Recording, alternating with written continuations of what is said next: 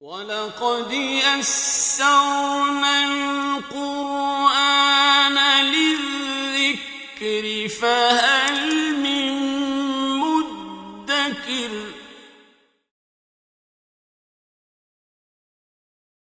بسم اللہ الرحمن الرحیم يا أيها الذين آمنوا ما لكم إذا قيل لكم انفروا في سبيل الله اثاقلتم إلى الأرض أرضيتم بالحياة الدنيا من الآخرة فما متاع الحياة الدنيا في الآخرة إلا قليل إلا تنفروا يعذبكم عذابا أليما ويستبدل قوما غيركم ولا تضروه شيئا والله على كل شيء قدير إلا تنصروه فقد نصره الله إذ أخرجه الذين كفروا ثاني اثنين إذ هما في الغار إذ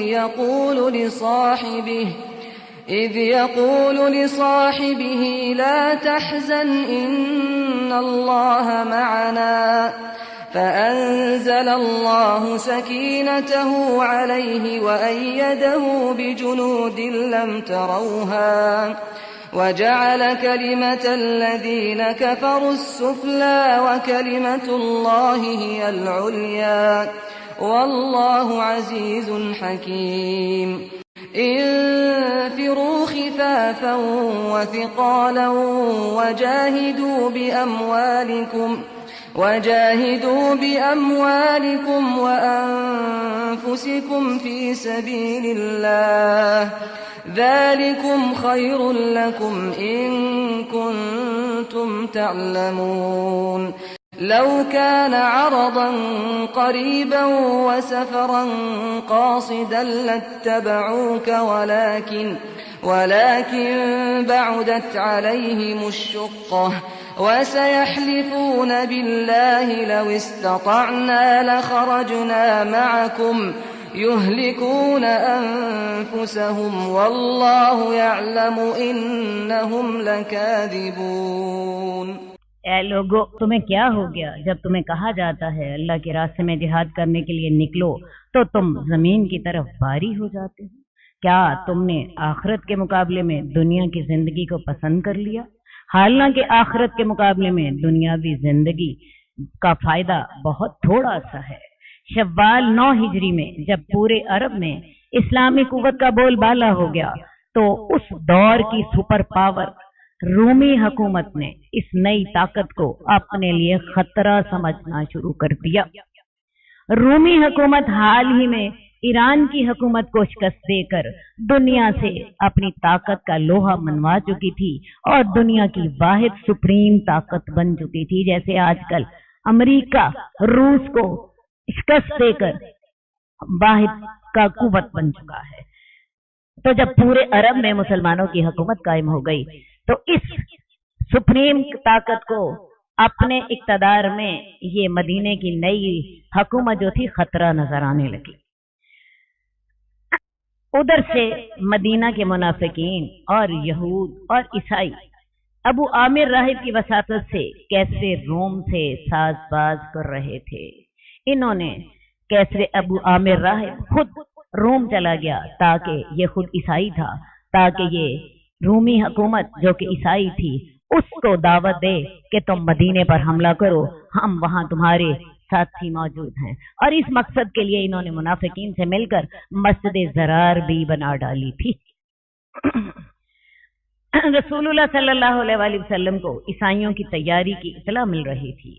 آپ نے بجائے اس کے کہ انتظار کرتے کہ کب مدینہ پر حملہ ہو اور ہم اپنا دفاع کریں، آپ نے جارحیت کا ارادہ کر لیا۔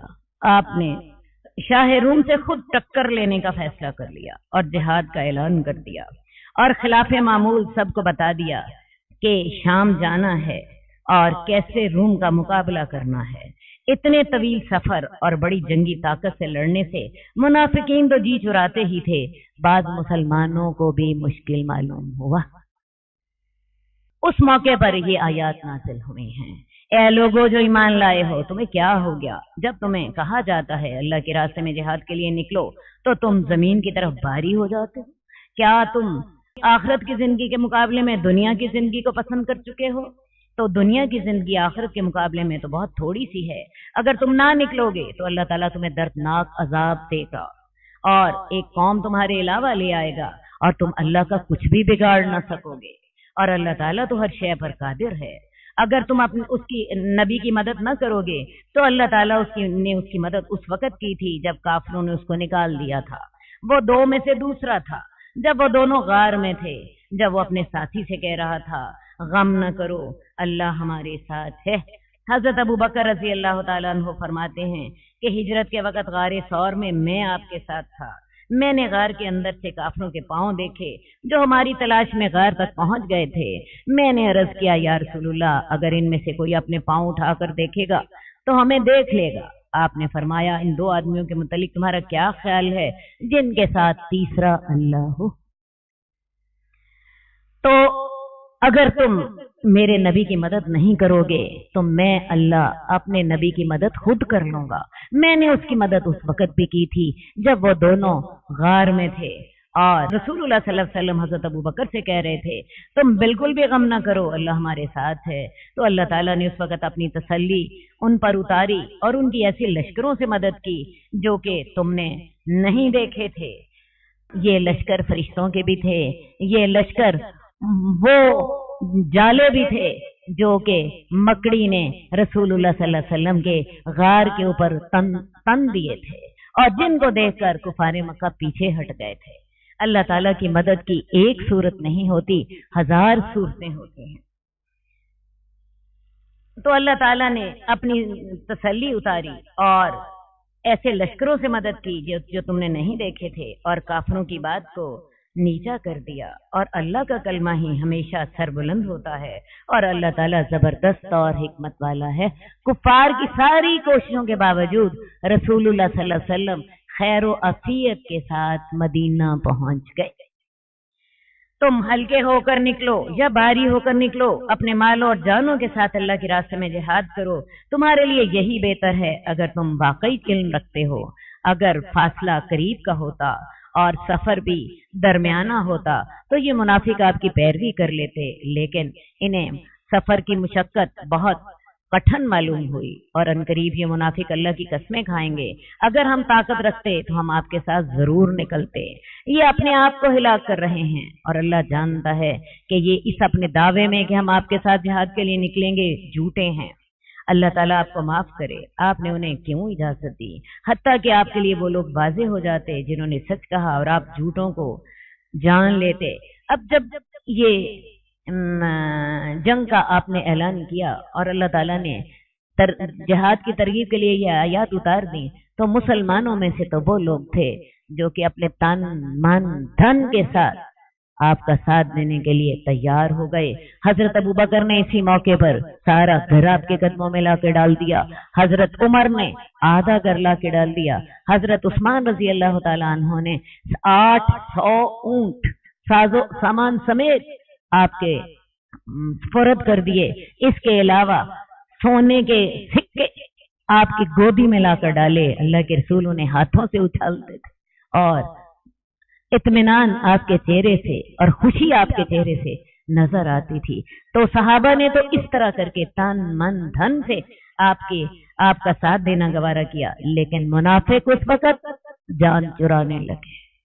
اصل بات یہ تھی کہ شدید گرمی تھی، فاصلہ دور کا تھا، فصلیں پکی ہوئی تھیں، اور فصلیں پکی ہونے سے پہلے کھانے پینے کا سارا ساز و سامان ختم ہو چکا تھا، کیونکہ نئی فصل کا انتظار تھا۔ اور اگر اس وقت مسلمان نکل جاتے تو اگلے سال بھی قحط ہی رہتا، کیونکہ فصل سنبھالنے کے لیے تو مسلمان یہاں نہ ہوتے، تو لہٰذا اگلا سال بھی مشکل نظر آتا۔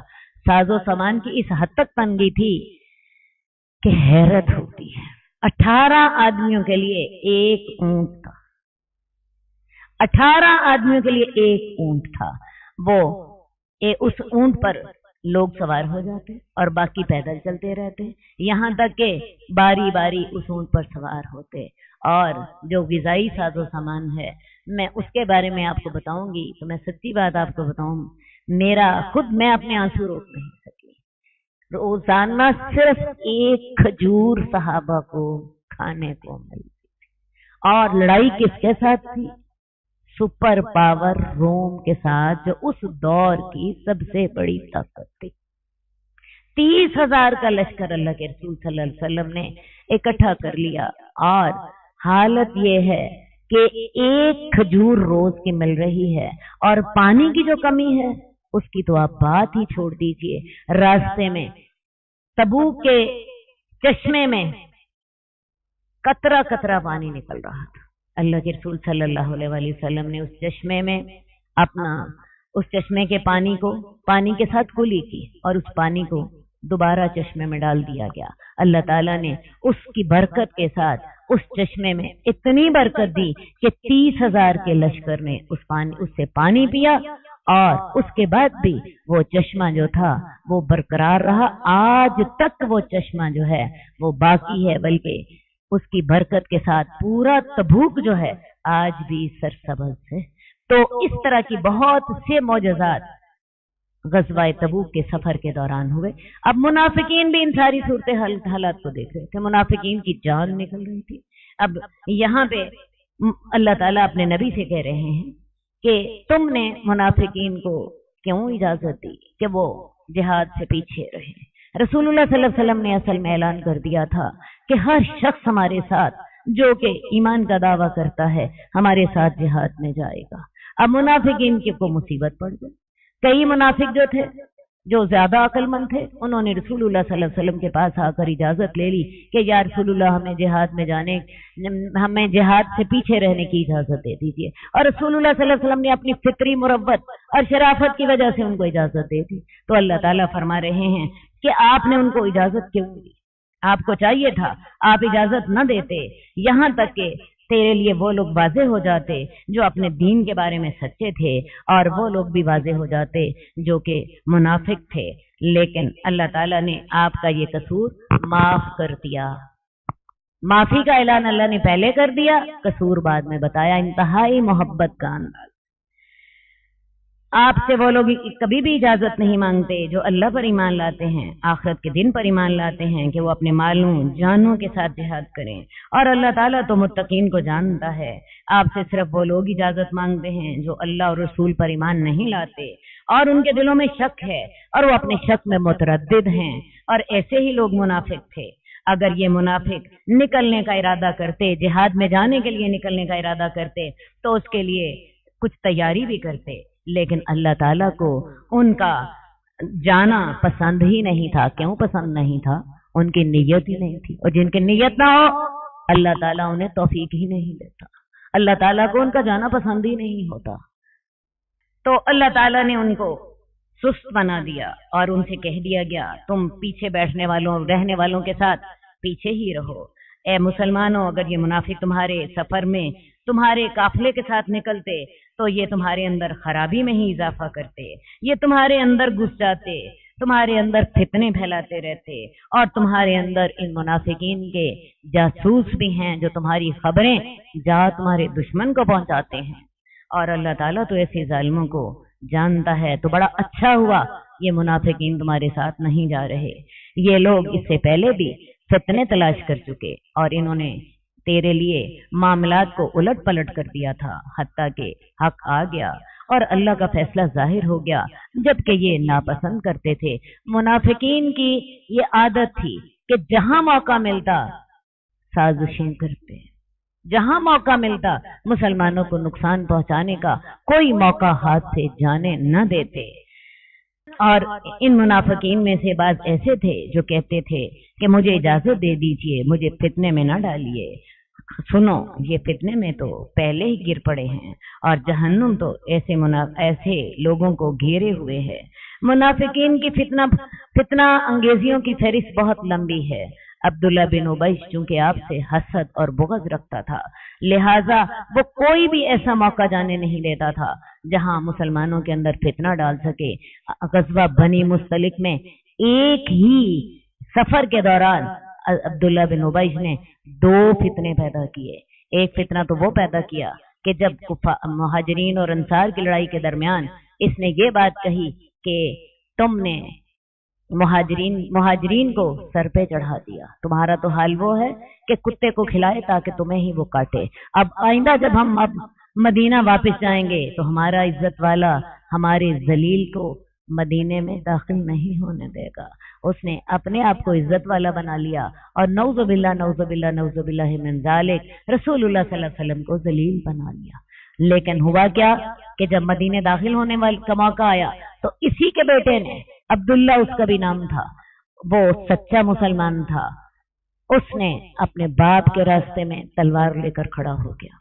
اب جب تک مجھے رسول اللہ اجازت نہیں دیں گے میں تمہیں مدینہ داخل نہیں ہونے دوں گا۔ ایک تو اس نے یہ سازش کی اور دوسرے اسی غزوہ بنی مستلق سے واپسی پر حضرت عائشہ پر تہمت لگا دی۔ تو جہاں موقع ملتا یہ مسلمانوں کو خراب ہی کرتے۔ اب انہی منافقوں میں سے ایک منافق کا نام جد بن قیس تھا، اس نے ایک اور طریقہ اپنایا، رسول اللہ صلی اللہ علیہ وسلم کے پاس آیا اور بڑا نیک بن کے کہنے لگا کہ بات یہ ہے میں بڑا حسن پرست ہوں، میں نے سنا ہے رومی عورتیں خوبصورت بہت ہوتی ہیں، میں اگر آپ کے ساتھ جہاد کے لیے چلا گیا تو میں اپنے آپ کو ان عورتوں سے روک نہیں سکوں گا اور گناہ میں پڑ جاؤں گا، لہٰذا مجھے اجازت دیجیے کہ میں جہاد پہ نہ جاؤں۔ ٹھیک ہے جی، تو اللہ تعالیٰ نے کہا اور ان میں سے بعض وہ شخص ہیں جو کہتے ہیں مجھے اجازت دیجیے اور مجھے فتنے میں نہ ڈالیے، یہ نفاق کے فتنے میں تو پہلے ہی گرے ہوئے ہیں اور جہنم ایسے کافروں کو گھیرے ہوئے ہے، اگر آپ کو بھلائی پہنچے تو انہیں بری لگتی ہے اور اگر آپ پہ کوئی مصیبت آئے تو یہ منافق کہتے ہیں ہم نے تو اپنا معاملہ پہلے ہی مسلمانوں سے علیحدہ کر لیا تھا، وہ پھر جاتے ہیں اور بڑے خوش ہوتے ہیں کہ ہماری جان بچ گئی اور مسلمان مصیبت میں پڑ گئے۔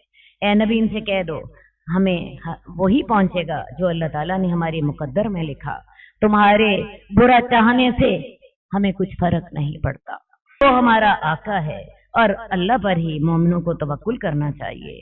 اے نبی ان منافقوں سے کہہ دو تم تو ہمارے بارے میں 2 بلائیوں میں سے ایک بلائی کا انتظار کر رہے ہو، وہ 2 بلائیاں کون سی ہیں؟ یا تو ہمیں شہادت اللہ تعالیٰ دے دے گا اور شہادت دے کے ہمیں اونچے رتبے عطا فرما دے گا، یا دوسری صورت یہ ہوگی کہ ہم فتح حاصل کر لیں گے اور غازی بن کر مال غنیمت کے ساتھ لوٹ آئیں گے، اس کے علاوہ تو اور کچھ نہیں ہو سکتا۔ دیکھیں جی، یا تو مسلمانوں کو فتح ہو جائے، اللہ تعالیٰ فتح عطا فرمائے اور جہاد کا اجر بھی دیں، مال غنیمت بھی عطا کرے، یا دوسری بات ہے مسلمان شہادت ان کو نصیب ہو جائے تو مسلمانوں کے لیے تو دونوں ہی خیریں ہیں، ایک سے بڑھ کر دوسری اور دوسری سے بڑھ کر پہلی۔ تو اے منافقو تم ہمارے بارے میں 2 بلائیوں میں سے ایک بلائی کا انتظار کرتے ہو اور ہم تمہارے بارے میں انتظار کر رہے ہیں کہ اللہ تمہیں عذاب یا تو اپنے پاس سے دے یا ہم مسلمانوں کے ہاتھوں سے تمہیں عذاب کا مزہ چکھا دے، تو تم انتظار کرو، ہم بھی انتظار کر رہے ہیں۔ اے نبی ان سے کہہ دو تم خوشی سے خرچ کرو یا نہ خوشی سے خرچ کرو، تم سے ہرگز قبول نہیں کیا جائے گا، تم فاسق قوم ہو۔ اب بہت سے منافقین نے کیا کیا کہ انہوں نے کہا کہ ہم جہاد کے لیے تو نہیں جاتے، ہاں ہم اس کے لیے مال خرچ کر دیتے ہیں۔ اللہ نے کہا نہیں، ہمیں تمہارا مال بھی نہیں چاہیے، رکھو اپنا مال ہمارے پاس، تمہارا مال کبھی قبول نہیں کیا جائے گا۔ اللہ کس کا مال قبول کرتے ہیں؟ جو کہ خالص دل کے ساتھ اللہ پر ایمان لاتا ہو اور خالص دل کے ساتھ اللہ کے راستے میں خرچ کرتا ہو۔ کہہ دیجئے تم خوشی سے خرچ کرو یا مجبوری سے، تم سے قبول ہی نہیں کیا جائے گا، کیونکہ تم نافرمان لوگ ہو، اور ان کے صدقات قبول نہ ہونے کی وجہ صرف یہ ہے کہ انہوں نے اللہ اور اس کے رسول کے ساتھ کفر کیا، اور وہ نماز کو نہیں آتے مگر وہ سست ہوتے ہیں، اور وہ خرچ نہیں کرتے مگر دل سے ناپسند کرتے ہوتے ہیں۔ تو انڈائریکٹلی منافقوں کی 2 صفات کا یہاں پہ ہمیں پتا چلا۔ منافق نماز جب بھی پڑھتا ہے تو سست ہوتا ہے۔ رسول اللہ صلی اللہ علیہ وسلم کے منافقوں کو نمازیں بھی پڑھنی پڑتی تھی، زکوٰۃ بھی دینی پڑتی تھی، جہاد پہ بھی جانا پڑتا تھا۔ ہمارے زمانے کے مسلمان تو بڑی عیش میں ہیں، صرف لا الہ الا اللہ پڑھے، نہ نماز نہ زکوٰۃ نہ کچھ اور جنت کے ٹھیکیدار وہی۔ یہ اصول قرآن آپ کو نہیں دیتا. یہ اصول شیطان نے آپ کو سکھا دیے اور ہمارے معاشرے کو سکھا دیے. منافقین کی اب یہاں پہ دو صفات ہمیں انڈائریکٹلی پتہ چل گئی. وہ نماز کو جب بھی آتے ہیں سستی سے آتے ہیں. لہٰذا مسلمان جب نماز پڑھتا ہے نماز اس کے لیے باعث راحت ہوتی ہے. وہ دل کی ٹھنڈ کے ساتھ، وہ دل کے اطمینان کے ساتھ نماز پڑھتا ہے. اسے سجدہ کرنے میں مزہ آتا ہے. وہ اپنے رب سے باتیں کر رہا ہوتا ہے. وہ آپ کے رب کے پاؤں میں سجدہ کر رہا ہوتا ہے. اسی طرح مومن جب بھی اللہ کے راستے میں مال خرچ کرتا ہے اس کے دل میں اطمینان اور سکون کے فوارے پھوٹ پڑتے ہیں. اس کا دل ٹھنڈا ہوتا ہے. اسے یقین اور اس کے ایمان میں اضافہ ہوتا ہے. جبکہ منافق اللہ کے راستے میں مال خرچ کرتا ہے مجبوراً. جب دل میں خیال آتا ہے اوہ ابھی تو میں نے پردے چینج کرنے تھے، ابھی تو میں نے نئے کپڑے بنانے تھے عید کے لیے، ہائے ہائے وہی کر لیتی تو اچھا تھا. یہ نفاق کی نشانی ہے، ایمان کی نشانی نہیں ہے. تو اے نبی آپ کو ان کے مال اور اولادیں پسند نہ آئیں. اللہ تعالیٰ ان کو انہی کے ساتھ عذاب دینا چاہتا ہے دنیا کی زندگی میں بھی، اور ان کی جانیں نکل جائیں اس حال میں کہ وہ کافر ہوں. منافق بڑے خوبصورت تھے، بڑے اونچے لمبے. عبداللہ بن ابی خوب اونچا لمبا سرخ رنگ کا اور بڑا روب داب والی پرسنالٹی کا مالک تھا. اس کے علاوہ ان لوگوں کو باتیں کرنی بڑی آتی تھیں. انسان ان کی باتیں سنتا پسند کرتا. تو اللہ اپنے نبی سے کہہ رہے ہیں تمہیں ان کے مال اور ان کی اولادیں دھوکہ نہ دے دیں. اللہ تعالیٰ چاہتا ہے کہ ان کے مال اور اولادوں کی وجہ سے ان کو دنیا کی زندگی میں عذاب دے. اور وہ عذاب کی صورت کیا ہوگی؟ یہ ساری زندگی اپنی مال اور اولاد کے اندر ہی مصروف رہیں. انہیں اتنا وقت نہ ملے کہ یہ اللہ کے بارے میں، یہ جنت دوزخ کے بارے میں، یہ قیامت کے بارے میں سوچ سکیں. اور جب موت آئے تو اس وقت یہ غافل ہوں. ان کی آنکھیں اس وقت کھلیں جبکہ مہلت ختم ہو چکی ہو. یہ اللہ تعالیٰ نے کس کی آزمائش بتائی؟ منافقوں کی. اور میں سمجھتی ہوں یہ آزمائش آج کل کے مسلمانوں کی بھی، سارے مسلمانوں کی آزمائش رہی ہے. ہمیں مردوں کو مال کی مصروفیت نے پاگل کر دیا اور عورتوں کو اولاد کی مصروفیت نے پاگل کر دیا. کسی کے پاس اتنا وقت نہیں ہے کہ وہ اللہ کے بارے میں سوچے، وہ اللہ کے دین کے بارے میں سوچے، وہ قرآن کے بارے میں غور و فکر کرے یا اپنی آخرت کے بارے میں سوچے. اللہ چاہتا ہے کہ ان کو ان کے مالوں اور اولادوں کے ساتھ ہی دنیا کی زندگی میں عذاب دے اور ان کی جانیں نکل جائیں اور انہیں یہ ہوش ہی نہ ہو کہ انہوں نے اپنی آخرت کے لیے کیا تیاری کی ہے. اللہ تعالی ہمیں اس عذاب سے بچا لے. کیا خیال ہے آج یہ عذاب اللہ نے تو منافقوں کے لیے کہا تھا، لیکن یہ عذاب تو آج سارے مسلمانوں کے لیے پاگل ہوئے ہیں دنیا کے پیچھے. 24 گھنٹے بھی پورے نہیں ہوتے. 24 گھنٹوں کے بعد بھی اگر دن 48 گھنٹوں کا ہو جائے تو میں یقین سے کہتی ہوں تب بھی ہماری دنیا ختم ہوتی. یہ جو دنیا کی محبت ہے یہ انسان کو اللہ سے غافل کر دیتی ہے. اور جب موت کا وقت آتا ہے پھر انسان کہتا ہے ہائے اللہ تو نے مجھے تھوڑی سی مہلت کیوں نہ دی، میں صدقہ کر لیتا، میں نیک ہو جاتا، میں قرآن ترجمے سے ہی پڑھ لیتی، میں کچھ اللہ کی عبادت کر لیتی، میں اللہ اپنے بچوں کو دین سکھا لیتی. میری بہنوں یہ وقت ہے سیکھنے کا، یہ وقت ہے سیکھنے کا، یہ وقت ہے اپنی زندگی اور اپنے مال سے فائدہ اٹھانے کا. اللہ تعالی ہمیں سمجھنے کی توفیق دے. اپنے اوقات میں سے، اپنے مال میں سے اپنا آخرت کا حصہ ضرور رکھیے. ایک حدیث سنا کے میں آگے چلوں گی کیونکہ میرے پاس وقت بہت تھوڑا ہوتا ہے. تفرغ لعبادتی املأ صدرک غنا، اپنے آپ کو میری عبادت کے لیے فارغ کرتے، میں تیرے سینے کو غنا سے بھر دوں گا، تو بے نیاز کر دوں گا تجھے. وَإِن لَمْ تَفْعَلْ، اور اگر تو میری عبادت کے لیے فارغ وقت نہ نکالے گا، مَلَأْتُ يَدَكَ شُغْلًا، تیرے ہاتھوں کو کاموں سے بھر دوں گا.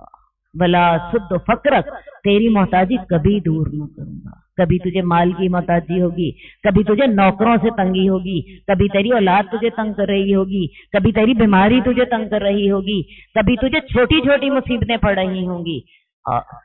ایک ہی طریقہ ہے تفرغ لعبادتی، میری عبادت کے لیے فارغ ہو جا، میں تیرے سینے کو غنا سے بھر دوں گا. غنا سے کیا مراد ہوتا ہے؟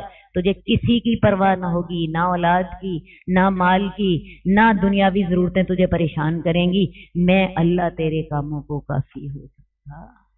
کیا خیال ہے؟ سمجھ آتی ہے اللہ کی بات کہ نہیں سمجھ آتی؟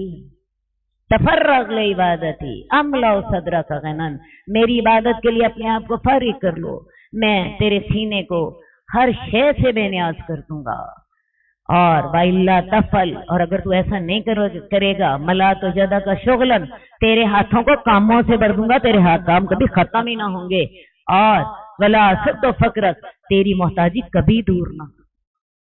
یہی حال ہے نا ہمارا۔ اللہ تعالی ہمیں سمجھنے کی توفیق دے۔ اور وہ منافق اللہ کی قسمیں کھاتے ہیں کہ وہ مسلمانوں میں سے ہیں، حالانکہ وہ تم میں سے نہیں ہیں، لیکن وہ ایسی قوم ہے جو تم سے ڈرتے ہیں اور اس ڈر کی وجہ سے اپنے ایمان کا اعلان کرتے ہیں۔ اگر یہ لوگ کوئی غار پائیں یا کوئی سر چھپانے کی جگہ پائیں یا کوئی داخل ہونے کی جگہ پائیں تو تیزی سے دوڑتے ہوئے وہاں جا چھپیں۔ اور ان میں سے منافقوں میں سے کچھ ایسے منافق ہیں جو صدقات کے بارے میں آپ پہ الزام لگاتے ہیں، اگر ان کو دے دیا جائے، ان صدقات میں سے دے دیا جائے تو راضی ہو جاتے ہیں، اور اگر ان کو نہ دیا جائے تو ناراض ہونے لگ جاتے ہیں۔ ذاتی مفاد ان کے سامنے ہوتا ہے، اگر ان صدقات میں سے کچھ ان کی جولی میں ڈال دیا جائے تو یہ خوش، اور اگر ان کو نہ ملے اور ان کے علاوہ دوسروں کو مل جائے یہ ناراض ہو جاتے۔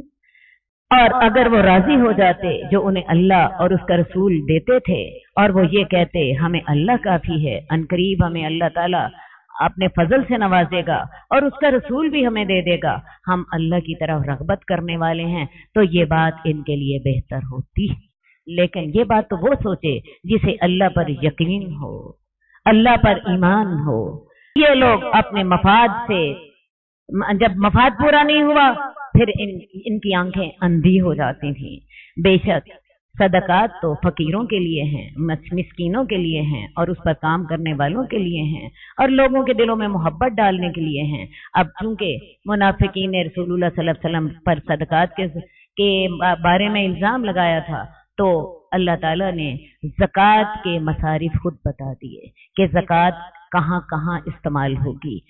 بے شک صدقات فقیروں کے لیے ہیں، اور یہ بھی میں آپ کو بتا دوں کہ زکوٰۃ کے لیے ہی اللہ تعالیٰ نے یہاں پہ صدقے کا لفظ استعمال کیا ہے۔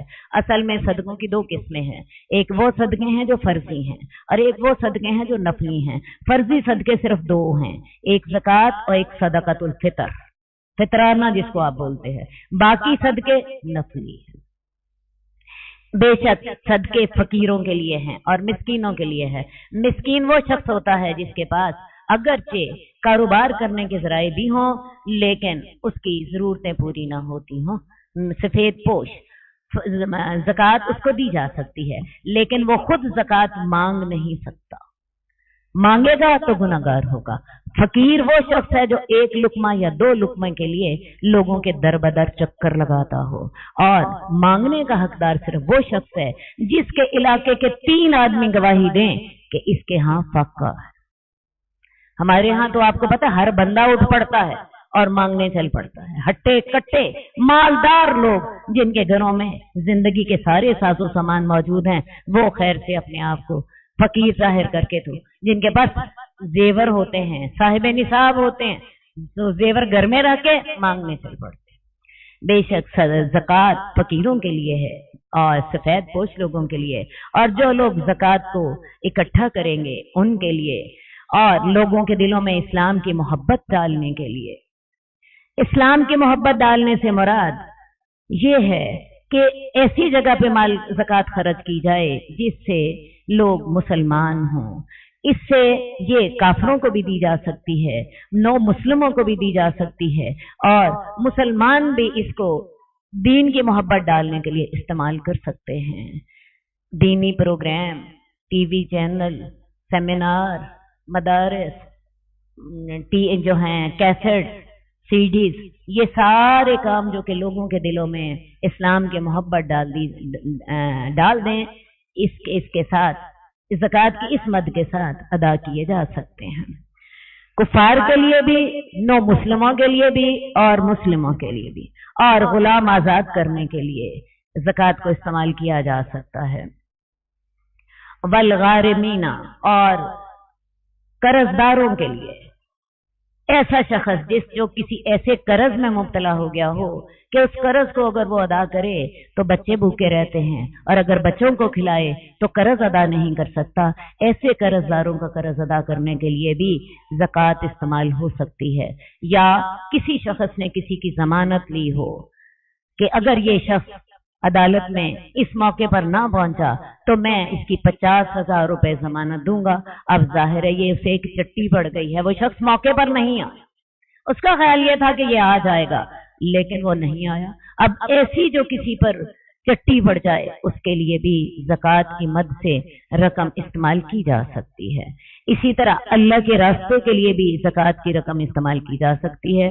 अल्लाह के रास्ते के लिए दो मदें हैं, एक तो जिहाद फी सबिलिल्लाह और दूसरे मदारिस, क्योंकि मदारिस भी जिहाद ही की एक शक्ल जो कि इल्मी जिहाद है या जो कि ज़बानी जिहाद है वो कर रहे होते हैं।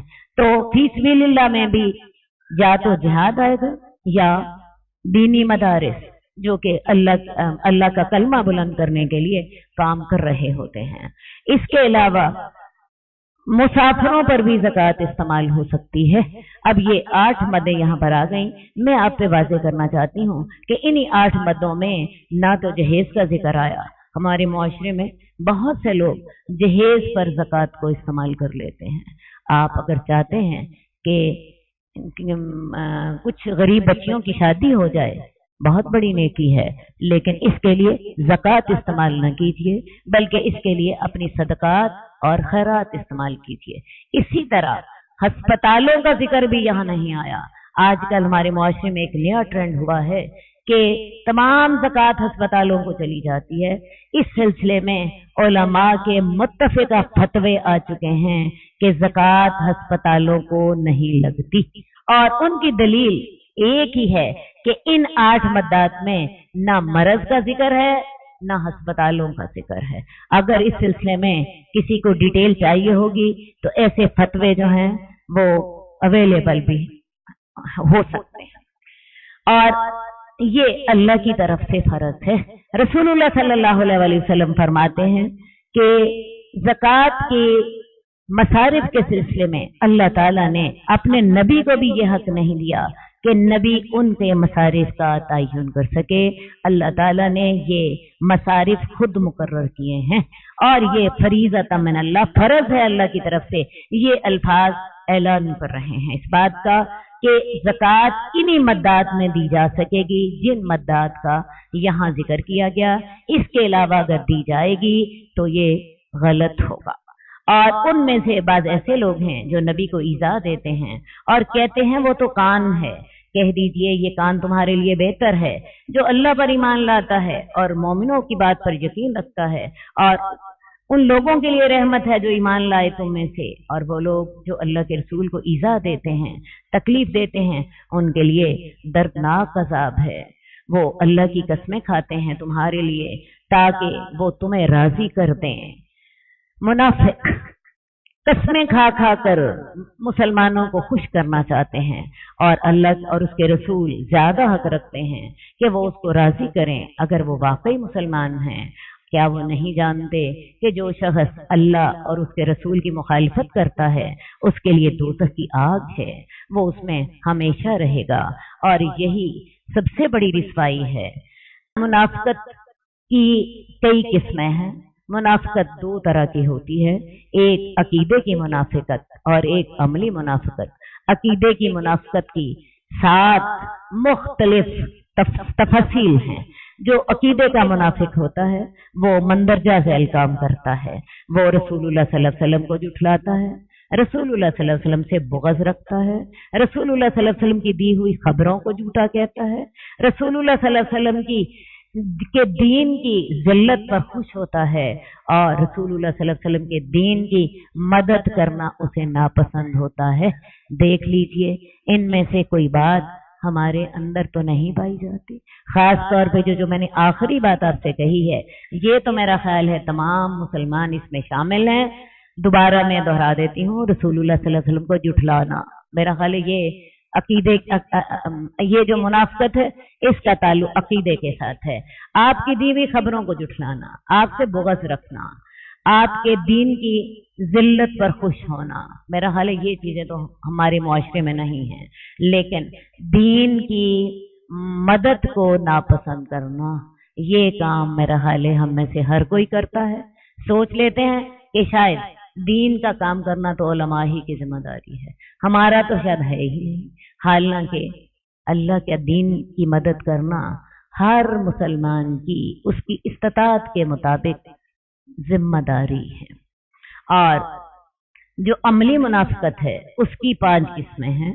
जब बात करे तो झूठ बोले, वादा करे तो तोड़ दे, अमानत रखी जाए तो खयानत रखे, जब झगड़ा हो तो फट पड़े, और जब मुआयदा करे तो तोड़ डाले। ये हमने पहले भी देख ली। और इसके अलावा हमने सूरह तौबा में जो 2 वाज़ेह निशानियां देखी हैं मुनाफिक की, वो ये थी कि जब वो नमाज का वक्त आए तो सुस्ती करे, और जब अल्लाह के रास्ते में खर्च करे तो दिल तंग हो।